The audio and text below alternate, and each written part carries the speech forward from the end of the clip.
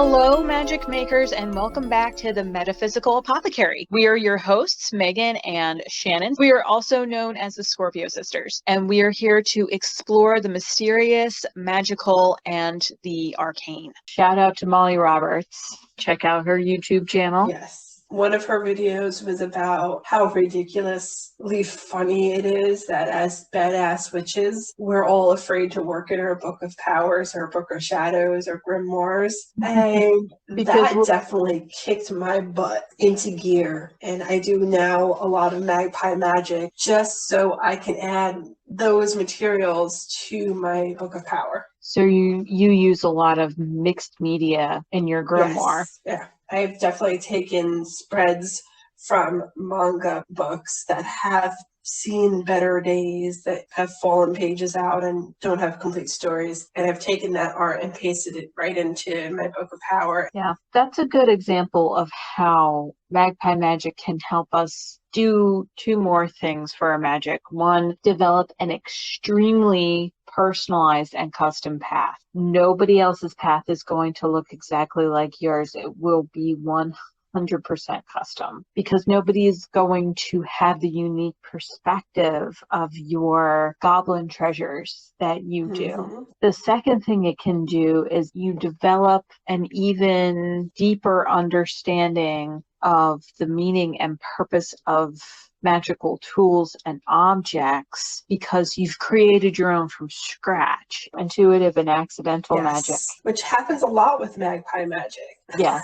You were talking about collecting sticks earlier, and I remember a story that my sister still ribs me about to this day. So when I was 12, we moved from one area to another. I was old enough to pack up a lot of my own things and managed to get everything unpacked, get settled and whatnot. So I had a lot of empty boxes. When my parents were doing a purge of their attic, they were going through some of these boxes, and my sister found one of my boxes that said, Megan, miscellaneous. And she opened it up and she said it was full of sticks.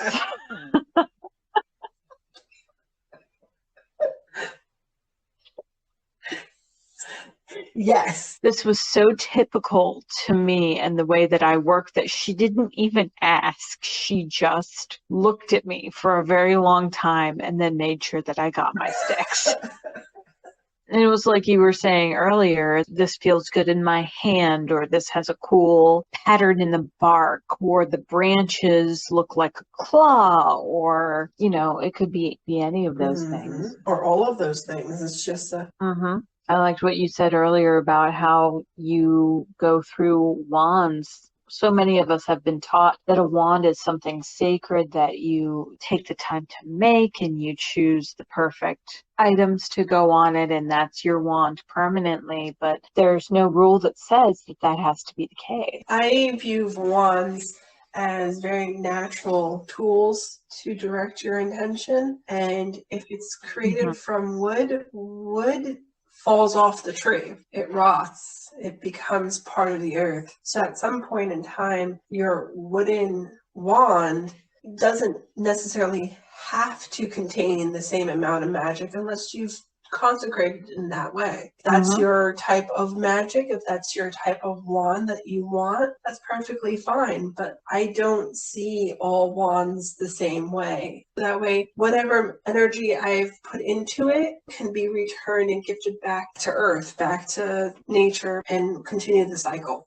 Yeah, the wonderful thing about that too is so many of the elements Magpie Magick, such as possibly recycling your wand or just using what you have around you to make magic, is that's how our ancestors performed magic. Magic was not expensive for many of our ancestors. Magpie Altercraft can make some of the most beautiful and aesthetically pleasing altars. Yeah. For instance, the things that are on my altar right now are, for the most part, things that were just in my house when we were putting the altar together. I love how unpretentious Magpie Magick naturally is. You can literally walk around your house with a basket or a bag and just pick up things that feel magical to you and arrange to create an altar or a mandala or create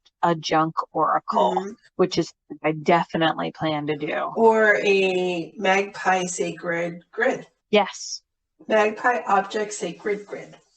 Not necessarily crystals, but not excluding them either. You could use rocks found outdoors, glass gems that people put in vases, plastic gems, marbles, beads, D&D dice.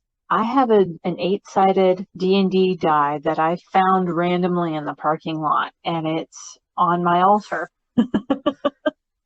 With some acorns and some feathers in a cup that represents my inner self. There's possibility. Yes. Possibility and chance. Adventure, storytelling. Yeah, we would both absolutely love to see if anyone decides to create a magpie mandala or a magpie objects grid to generate energy. Circling back to the junk oracle, which actually helped us inspire us to start talking about Magpie Magick. I was seeing on my Pinterest feed an awful lot, and I found it fascinating. And it harked back to the tradition of throwing bones, where the objects in the bag might all be bones. Some of them might be twigs, some of them might be crystals, but you just take these objects and you cast them onto a cloth. And then because of the meaning inherent in those objects to you, you divine the energy and the meaning from those items. And a junk oracle is a wonderfully effective and irreverent callback to this. You can tailor this specifically to your practice. Any objects you like can be part of the oracle. You can have as many or as few as you want. And literally, you can put anything in this. Beads, buttons, figurines, single earrings, D&D dice, Lego pieces, anything that you want. I would suggest you wander around the house or around your neighborhood with a bag. But after you've cleaned and sanitized your knickknacks, if that's necessary, spread them out and decide on a meaning for each item. You can create your own oracular system this way. Such a wonderful exercise in creativity. Another great way in which you can use Magpie Magick is by creating charms and amulets and talismans based off the things you have found, whether it's throughout the house or out in your neighborhood, out on a walk. If it's a button, you can create a charm with a sigil or a rune on it, have doused it in some ointment oils for protective reasons or attractive reasons, and you can create different pennants and charms that way that you can wear on the body. You can sew it onto a piece of cloth or clothing that you're wearing. You can stash it in a charm bag and carry that around instead. Misplaced or lost earring, especially if they're amber, they become sun catchers. Then you get to see the sunlight coming through the crystals, and you're gathering solar energy, and there's fairy energy to that. There's a multitude of ways in which you can use the different pieces of material and objects that you find while magpieing around. Yeah, you can use them as part of visible mending. Add some charmed buttons or some charmed beads to your visible mending and stitch a sigil into your clothing. There's just literally thousands of ways to do this. You can take a colorful and beautiful shoelace that you have saved and tie that into an interesting knot. Tie it around your wrist or keep it in your pocket or turn it into an interesting choker. Literally in my notes for this podcast, I have written, you already have a ton of bits and bats for this. Go nuts. Imagination is literally the limit. whatever you can imagine with your bits and bats of magpie collection is what you can do. My essential oil bottles are almost all of them 1 fluid ounce, and when I no longer have any oil in there, I tend to keep the cap. And those caps I will decorate, and I will use those as stands for my small crystals, orbs, and spheres. I know everybody listening to this has at least one bottle that they've saved somewhere in their home. I have several. They can become spell bottles. They can be scented waters or oil blends. I have a special bottle that I've been waiting to use something for because it has a mermaid on it. Ooh. I have one that's similar. It held rum that was of the pirate brand, and it has a real cork in it. Nice.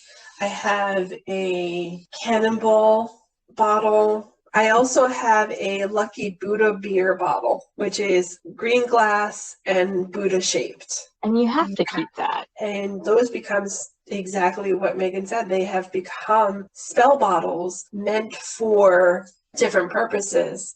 The Lucky Buddha is for serenity and helps me meditate. And the cannonball is definitely meant to help me power through and knock down obstacles that are in my way.